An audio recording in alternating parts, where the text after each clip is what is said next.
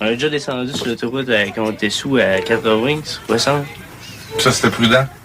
Mais sous, ça dépend. Là. On était capable de conduire, mais on roule pas vite. On prend notre temps.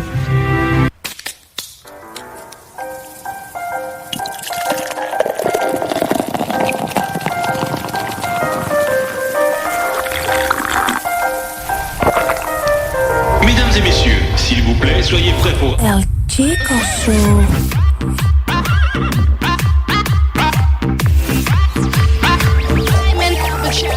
Chico Show. Ladies and gentlemen, we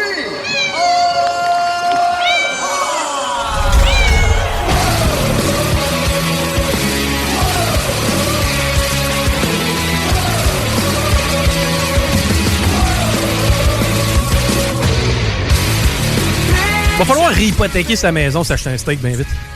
Ouais, ça me fait capoter.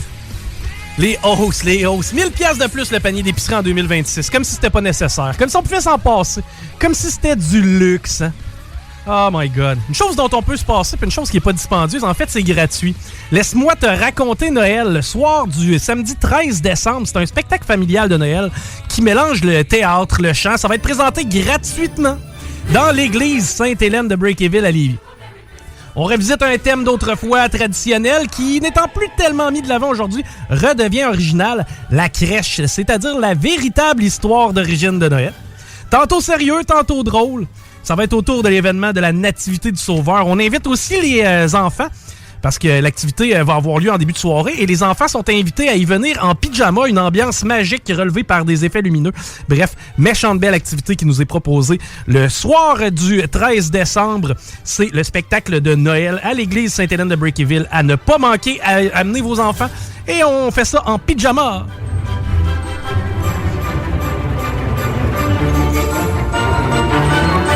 Je sais pas, on dirait que j'ai quasiment eu le goût, j'ai quasiment eu le temps de m'écœurer. Salut Diane. Allô? J'ai quasiment eu le temps de m'écœurer de Noël avant Noël pour la simple et bonne raison qu'il y a trop de neige. C'est comme... Normalement, la neige arrive à peu près dans le temps de Noël. Là, faudrait que Noël soit demain, là, quasiment. T'es jamais content. Tu fais jamais rien de bon. Non, tu fais jamais rien de correct! C'est ça la bonne phrase. OK. Hey, trêve de plaisanterie parce qu'on a un invité avec nous cet après-midi, Joseph-Alexandre Ramsey, qui vit une situation qui pourrait peut-être vous toucher personnellement ou qui pourrait peut-être vous intéresser. Bref, on veut la porter à votre attention. Salut, Joseph-Alexandre. Bonjour. Excusez-moi, est-ce que le micro est ouvert? Tout est ouvert, mon ami. Pas de problème, c'est parce que j'entends pas ma voix. Ah, tu t'entends pas? Voilà, je vois ça. Ben, écoute, on va faire avec. On est capable? Pas de problème. Yes. Bonjour. Donc, Joseph-Alexandre, tu vis une situation qui est problématique pour toi. Mais tout d'abord, j'aimerais ça que tu me parles de ton parcours en général, parce que tu as un parcours un petit peu atypique. OK.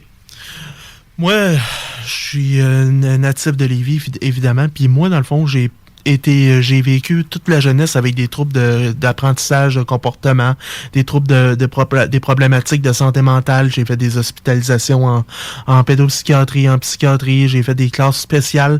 J'ai tenté de faire de l'intégration sociale tout au long du primaire. Il y a même eu une période de ma vie où j'ai été au centre jeunesse en 2000 et quelque chose.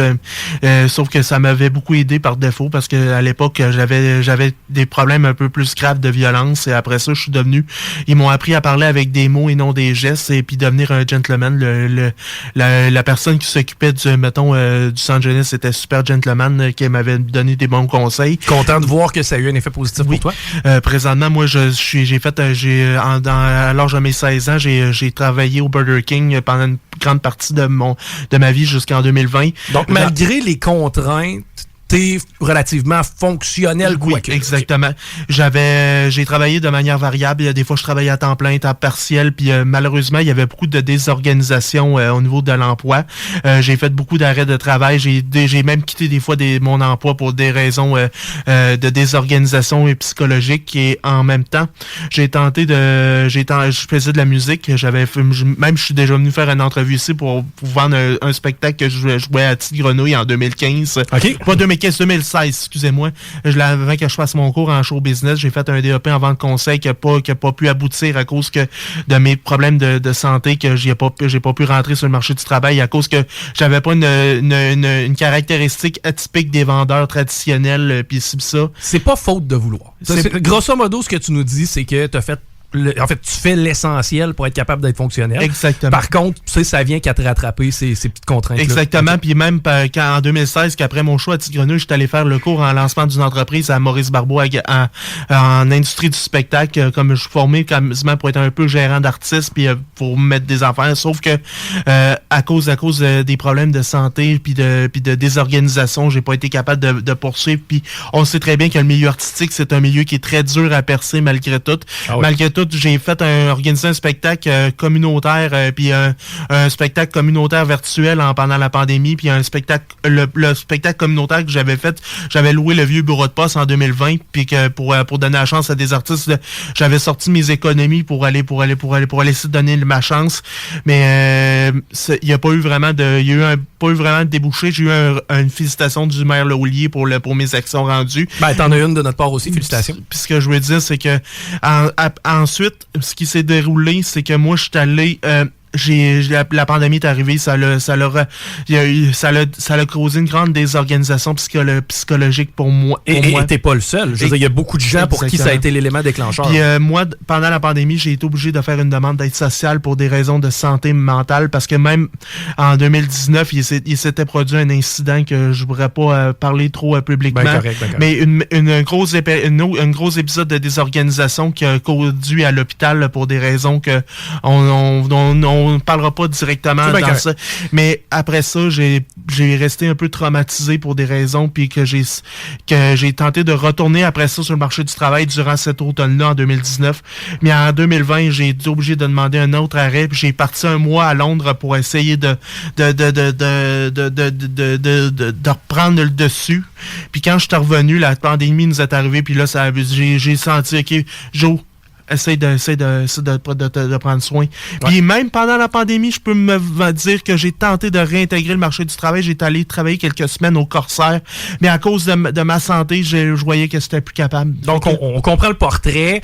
C'est pas faute de vouloir. C'est vraiment pas faute de vouloir. Et là, donc, actuellement, tu te retrouves sur l'assistance sociale? Oui, puis présentement, moi, je suis sur le programme de solidarité sociale. Présentement, moi, j'ai déposé un recours à la Cour supérieure puis à différents tribunaux, le tribunal administratif, pour tenter de contester mon exclusion du nouveau programme du revenu de base qui a été édifié en janvier 2022. Donc, en janvier 2022, on lance un programme auquel tu devrais te qualifier. Oui. Et tu te qualifies pas pour quelle raison? Parce que ça fait pas 66 mois que je suis sur le programme de solidarité sociale ou que j'ai pas obtenu des prestations équivalentes pour être capable d'être considéré dans le calcul des 66 mois. Puis moi, présentement... Donc, si je comprends bien... t'aurais bénéficié à ne pas travailler, entre guillemets. Si tu avais été arrêté plus tôt, exactement, t'aurais été le plus longtemps sur le programme, à ce moment-là, t'aurais pu te qualifier. Mais comme t'as essayé de travailler, exactement, tu t'es retrouvé un petit peu privé de ça. Ce que je veux dire, c'est que j'ai fait ma demande, puis là, présentement, selon les calculs, il me resterait à peu près 20 mois avant d'avoir le programme de revenu de base. Fait que moi, j'ai déposé un recours pour contester l'article de loi du règlement, puis de contester l'article qui est des prestations équivalentes, parce que moi, je suis bénéficiaire des crédits d'impôt pour handicapés. Même si on sait que c'est une aide ponctuelle de fiscale, il reste qu'il faut qu'on soit évalué médicalement pour être capable d'obtenir ça. Puis des fois où, exemple, la situation s'améliorerait. Oui, c'est ça. Okay. Mais moi, dans le fond, moi, je suis été évalué mettons, médicalement depuis ma naissance avec ce programme d'allègement fiscal-là. Ben, tu nous l'as décrit, là, je veux dire, tout au long de ton cursus scolaire, exactement, t'as eu des interventions. Exactement, mais sauf que quand on devient majeur, la chose s'est disparue. Moi, pendant la pandémie, puis après la pandémie, j'ai réactivé le dossier pour m'assurer que tout était en bonne et due forme.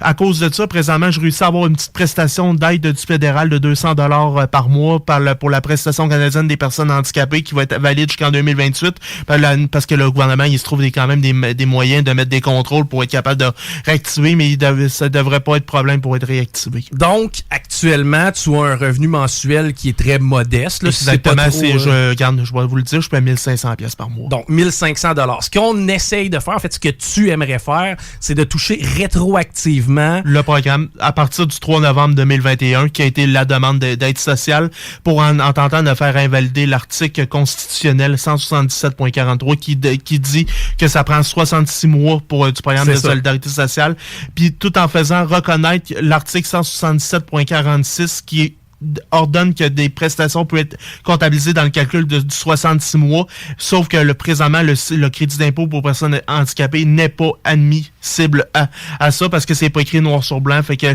puis là, présentement, le système de justice étant très difficile, pas d'avocat, tu sais, quand c'est du pro bono comme ça, monter un pourvoi, tel kit, tu sais, on abrace sur le tas, là. Moi, j'ai déposé, à cause de ma compétence que j'ai faite dans le passé, malgré tout, puis ma tentative d'insertion sociale, parce que j'ai même fait des programmes en employabilité en haut de chez vous, au trajectoire emploi. C'est quelqu'un qui est bien intentionné, quelqu'un qui veut se réinsérer dans la société, qui fait des tentatives, malheureusement se trouve pénalisé par ce fameux 66 mois qui, en fin de compte, fait en sorte, il y a beaucoup de gens probablement qui sont un peu dans ta situation, qui vivent avec un handicap et une contrainte à l'emploi, qui malheureusement, eux aussi, se retrouvent exclus de ce programme-là parce que eux veulent faire partie de la société active. Exactement. OK, donc ces gens-là qui subiraient un petit peu ces mêmes préjudices-là, est-ce que tu cherches à organiser quelque chose? Présentement, moi, je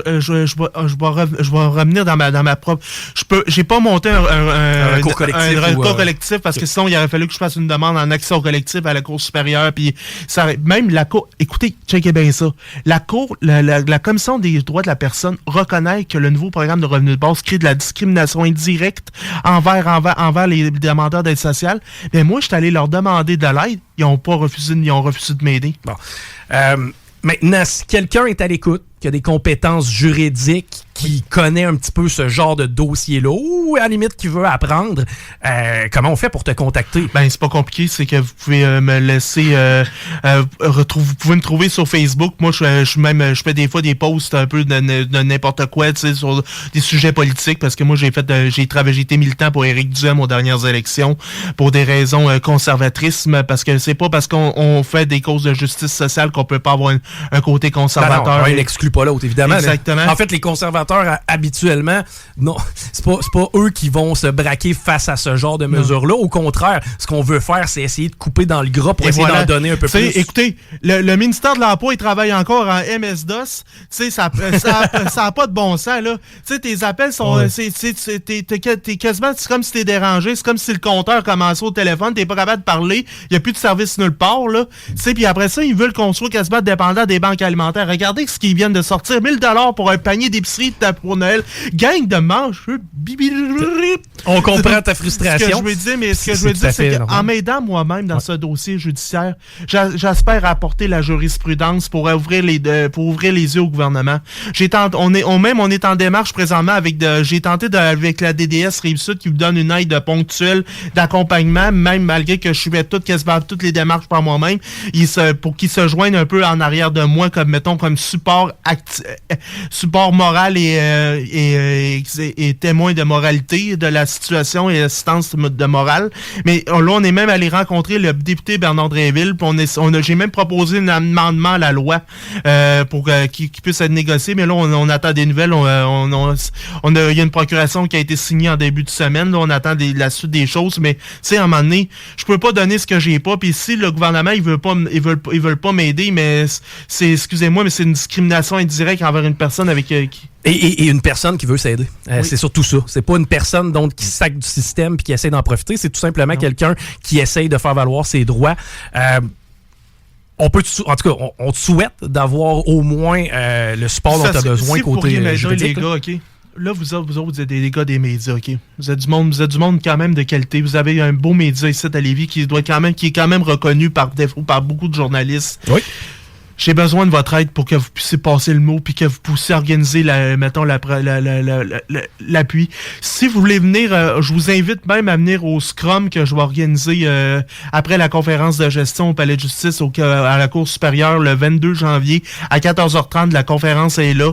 Après la conférence, je vous invite à venir me poser des questions. C'est quoi les prochaines étapes? Je pense que l'idéal, ce serait pour être au courant des développements de te suivre sur Facebook. Donc, Joseph... Mais je parle pas de ça. Moi, quand sur Facebook, là, je commence mettons, le front médiatique avec vous dans les derniers jours. Mais j'essaie de garder, tu sais, parce que ça me tente pas de me faire traiter de gros BS. Tu sais, il y en a du monde... Ouais, mais c'est parce que, tu sais, il y a une différence entre ceux qui en ont besoin et ceux qui en profitent. Je sais, mais c'est parce que on va dire que le folklore public, mettons, il est encore très présent. Ben, en tout cas, de moins en moins, je tends à croire. Là. Mais pour une certaine clientèle, mettons, on va dire que le folklore est encore là. Ouais. Puis, mais moi, quand j'essaie de me présenter, mais j'essaie de faire ça de façon respectueuse, mettons, tu sais, oui, tout à fait. Puis ce que je veux dire... Non, mais ta démarche est louable, Joseph, puis je veux dire, si quelqu'un se retrouve dans ta situation, ben, écoute, au moins, s'il peut entrer en contact avec toi, ce serait cool. Pour pas mentir, moi, j'ai utilisé les outils d'intelligence artificielle présentement pour m'aider à monter la procédure, parce que sinon, j'aurais pas été capable de monter quelque chose.